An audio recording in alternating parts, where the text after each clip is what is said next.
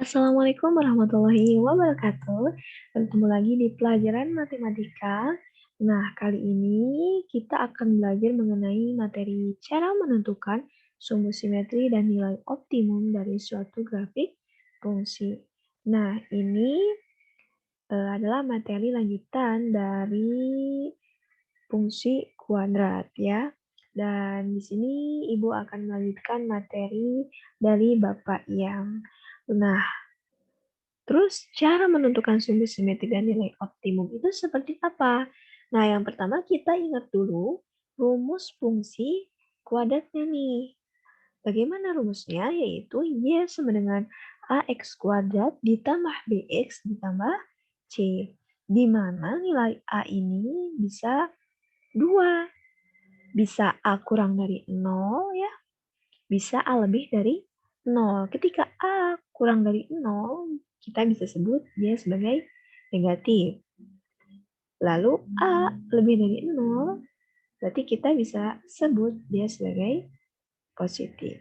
Lalu bagaimana gambarnya? Nah, ketika A kurang dari 0, maka kurva terbuka ke bawah. Lalu ketika A lebih dari 0, maka kurva terbuka ke atas. Kita bisa supaya ingat, ketika A kurang dari 0, kita sebut dia itu cemberut ya grafiknya. Lalu ketika A-nya itu lebih dari 0, berarti positif, kita sebut sebagai dia grafiknya senyum supaya kita mudah ingat. Nah, lalu apa itu sumbu simetri? Nah, sumbu simetri itu adalah ini nih. Yang ini. Terus yang ini, yang ini. Nah, sumbu simetri ketika kita kalau gambar ini, kurva ini ditekuk ya, maka akan simetri. Simetri itu sama. Ya, sama gitu. Jadi simetri. Nah, kita akan mencari nilai sumbu simetrik dan nilai optimum. Di mana sumbu simetri ini adalah, yang dimaksud dari sumbu simetri ini adalah X. Dan yang dimaksud nilai optimum adalah Y. Ada rumusnya. Bagaimana rumusnya nih? Rumus untuk mencari sumbu simetri adalah X sama dengan min B dibagi 2 kali A. Lalu rumus mencari nilai optimum adalah Y sama dengan min D dibagi 4 kali A, di mana D ini nilai D ya, kita bisa cari dengan B kuadrat dikurangi 4AC. Nah, ketika digabungkan X dan Y ini, maka disebut dengan titik optimum atau titik puncak. Nah, titik optimum atau titik puncak ini berfungsi sebagai nanti kita untuk menggambar grafiknya. Seperti itu. Lalu latihannya, coba kita lihat ya. Nah, kita punya fungsi Y sama dengan 3X kuadrat dikurangi 7X. Pertama, kita cari dulu nilai A, B, dan C-nya. Di sini kita bisa lihat A-nya yaitu 3, lalu B-nya min 7, dan C-nya sama dengan 0. Kenapa 0? Ya karena C-nya tidak ada, jadi C-nya sama dengan 0. Nah, terus kita mencari sumbu simetrinya. Masukkan rumusnya yaitu X dengan min B dibagi 2A. Ya, ingat. Lalu masukkan min B-nya tadi berapa? Min 7. Ingat ini min B, berarti min dikali min 7 dibagi 2 kali A, 2 kali 3. Min kali min 7 yaitu 7, 2 kali 3 sama dengan 6. Jadi nilai X-nya atau sumbu simetrinya yaitu 7/6. Lalu kita cari nilai optimumnya nih. Nah, kita masukkan dulu rumusnya yaitu Y sama dengan min D per 4 kali A. Nah, di sini kita hitung dulu D-nya.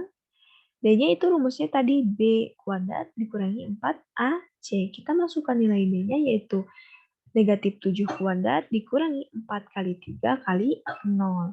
Lalu kita jumlahkan negatif 7 kuadrat yaitu negatif 7 kali negatif 7, 49. Dikurangi 4 kali 3 dikali 0, pasti semua bilangan ketika dikalikan 0 akan menjadi 0. Jadi D sama dengan 49. Lalu kita masukkan nih nilai D-nya ke rumus ya. Nah, nilai D-nya tadi 49 karena min D maka min 49 dibagi 12. Dari mana 12? Karena 4 kali A. Jadi 4 kali 3. Seperti itu. Lalu contoh kedua, supaya lebih mengerti. Kita punya fungsi Y sama dengan 8X kuadrat dikurangi 16X ditambah 2. Kita klasifikasikan dulu mana A-nya. A-nya sama dengan 8, lalu B-nya min 16, dan C-nya sama dengan 2 di sini. Lalu kita cari nih sumbu simetrinya. Sama, kita masukkan dulu rumus, yaitu rumusnya X sama dengan min B dikurangi 2A. Lalu masukkan min B-nya berapa. Jadi, negatif dikali negatif 16. Dibagi 2 kali A. 2 kali 8.